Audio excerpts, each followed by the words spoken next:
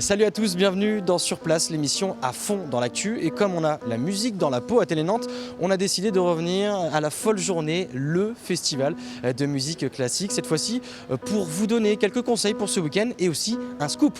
Le thème de la prochaine édition, la 24e en 2018. On va voir tout ça avec le créateur du festival. En attendant, on va essayer d'accorder ce satané piano.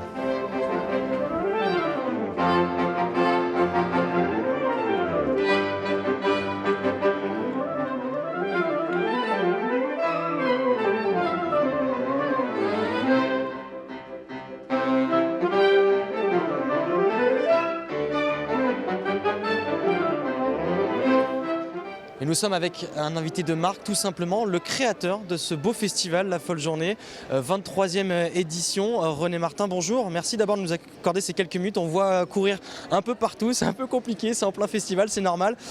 Cette 23e édition, elle est partie sur les chapeaux de roue, non ?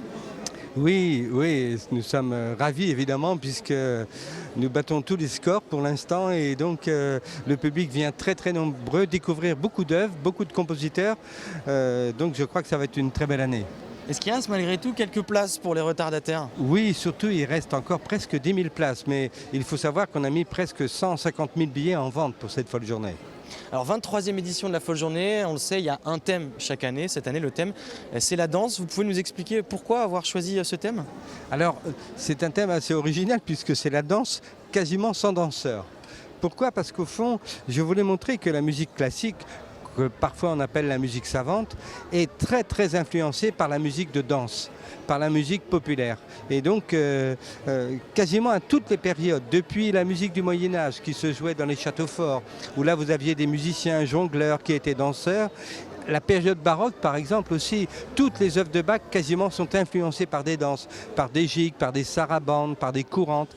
Et au XIXe siècle, les concertos pour violon de Beethoven, le troisième mouvement, par exemple, c'est une danse. Le concerto de Tchaïkovski, le troisième mouvement, c'est une danse. Donc c'était montrer à quel point la musique populaire a influencé la musique savante. Et vous avez raison de le dire, je crois qu'il y a un danseur invité pendant cette édition, un danseur japonais si je ne me trompe pas. Oui, un seul danseur, c'est Saburo Teshigawara, et qui lui... c'est l'élu. C'est l'élu, mais c'est un danseur assez particulier. Je pourrais dire, c'est un peu l'image qu'on avait à la Renaissance, c'est un danseur musicien, il improvise et c'est absolument étonnant. D'ailleurs, il y a une présence d'une musicienne, d'une violoniste, Sayaka Joji sur scène, et là il y a une osmose, il y a quelque chose de rare. C'est presque le geste musical. Alors, dans cette édition, 300 concerts, près de 1500 artistes venant du monde entier. Du coup, parfois c'est difficile de faire son choix. Est-ce que vous avez des conseils pour ce week-end, pour les gens qui veulent venir ici à la folle journée ? Alors, vous savez, quand je prépare les 300 concerts, évidemment, je programme que des œuvres que je connais et je les sélectionne et j'essaye que dans chaque salle il se produit un petit miracle. Donc si vous arrivez devant la billetterie, surtout ne désespérez pas en disant mais je voulais tel concert, j'ai plus de place, je voulais tel concert. Quasiment tous les concerts offrent des surprises. Mais il y a quand même beaucoup de place encore. Et évidemment, le pari de la folle journée, je pense qu'il est gagné depuis presque 23 ans, c'est qu'au fond, le public fait une totale confiance aux artistes et aux œuvres. Et à chaque fois, il repart émerveillé. Donc, tentez l'aventure.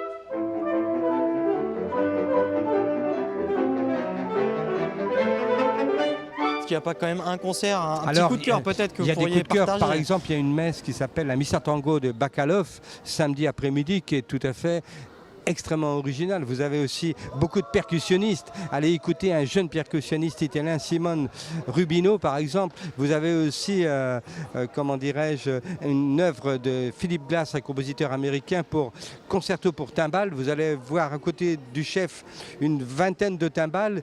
Il y a beaucoup de choses tellement originales, mais allez aussi écouter les œuvres incontournables comme le concerto pour violon de Tchaïkovski avec Sayaka Shoji, avec Konunova. Beaucoup de jeunes artistes à découvrir.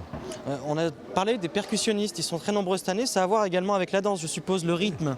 Le rythme des pop, c'est d'ailleurs le nom du festival. Et exactement, et les percussionnistes illustrent surtout le rythme du XXe siècle. C'est vrai qu'on ne peut plus vivre sans le rock, sans tous ces rythmes parfois très élaborés dans la musique savante, mais au fond, ils s'influencent. Regardez les grands batteurs de jazz, c'est quasiment des grands percussionnistes. Et aujourd'hui, un percussionniste joue aussi des œuvres avec des tambours, avec des cymbales. Je crois qu'on n'a jamais eu autant de percussions. Ils sont arrivés par camions entiers de tous les pays d'Europe. Ouais, c'est toute une logistique d'ailleurs. Hein. C'est toute une logistique. Facile. On a vu des reportages notamment sur les instruments venus du Japon, par la mer, tout ça est une vraie logistique. Hein. Oui, parce que c'est vrai que les instruments de percussion, en fin de compte, c'est des instruments extrêmement précieux, avec des cordes extrêmement tendues, donc il faut bien les entretenir, il faut qu'ils voyagent dans de très bonnes conditions. Mais je crois que tout est là aujourd'hui.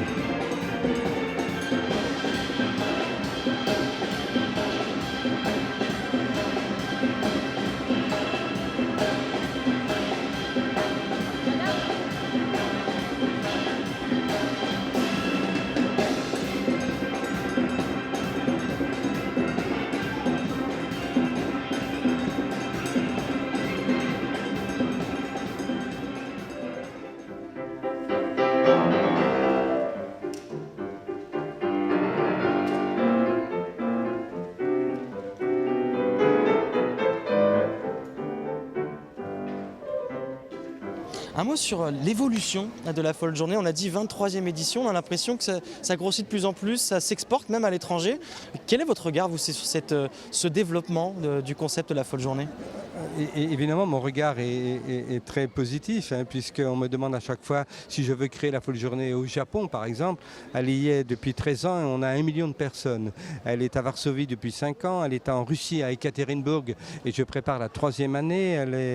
Elle est à Bilbao également. Donc, au fond, je pense que c'est le concept de la Folle Journée qui s'adapte quasiment dans tous les pays du monde.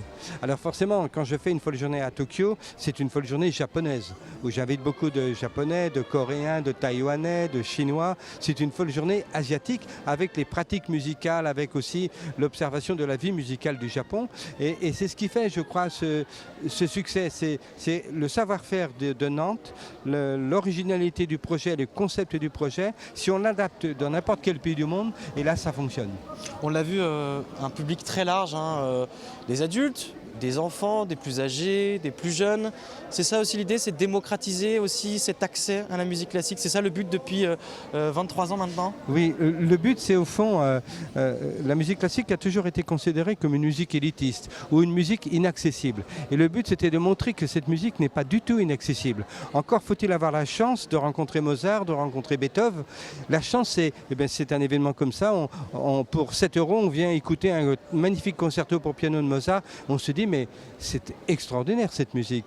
D'ailleurs, quand on regarde dans les musiques actuelles, tous les groupes qui sont très connus, tous les musiciens qui sont très novateurs, quand vous regardez des interviews, quand vous lisez des interviews de ces musiciens, ils sont tous influencés par Debussy, par Ravel. Ils écoutent beaucoup cette musique dite classique.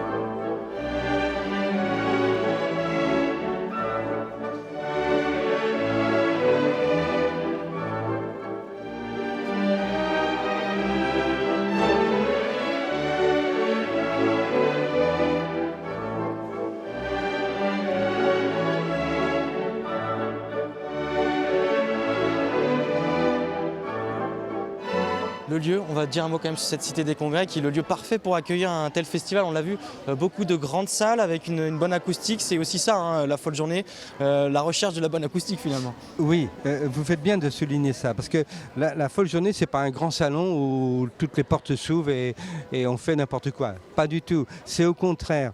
Il y a beaucoup de salles de concert qui sont d'excellente qualité au niveau acoustique, puisqu'on ne sonorise pas. Hein. Et ensuite, vous avez des bons instruments, des bons artistes. On ferme les portes, et là, c'est le silence absolu. Et là, c'est le concert comme il doit être. Par contre, quand on sort de la salle, tout d'un coup, il y a cette notion de fête, comme vous pouvez avoir dans des concerts de rock, dans des grandes fêtes populaires. On peut aller acheter des disques, on peut aller acheter des livres, on peut partager aussi ses émotions avec le public. J'y tenais beaucoup à ça. Je voulais aussi désacraliser cette image un peu hautaine qu'on a de la musique classique. Un dernier mot peut-être sur les prochaines éditions. Est-ce que vous avez déjà une idée? Est-ce qu'on peut avoir un scoop pour Télé Nantes? Ce serait quand même magnifique pour nous de savoir un petit peu ce qui va se passer dans les prochaines années au niveau de la folle journée. Le scoop, je peux vous donner le thème de l'année prochaine, c'est l'exil. Alors c'est un thème qui malheureusement est d'actualité, hein, avec tous ces grands mouvements. Mais au fond, quand j'ai arrêté ce thème il y a 4 ans, c'est un thème extrêmement riche dans le cadre de la musique, puisque pour des raisons politiques, beaucoup de compositeurs ont été obligés d'aller aux États-Unis, enfin dans n'importe quel pays du monde, mais même à l'époque baroque. Et là, on va découvrir tous ces chefs-d'œuvre qui ont été créés en exil.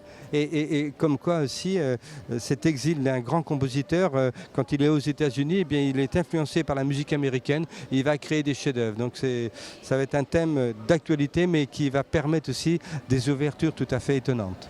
Merci beaucoup René Martin, on vous souhaite une très bonne fin de festival et puis bon courage, hein, parce que le rythme est soutenu ces quelques jours. Merci.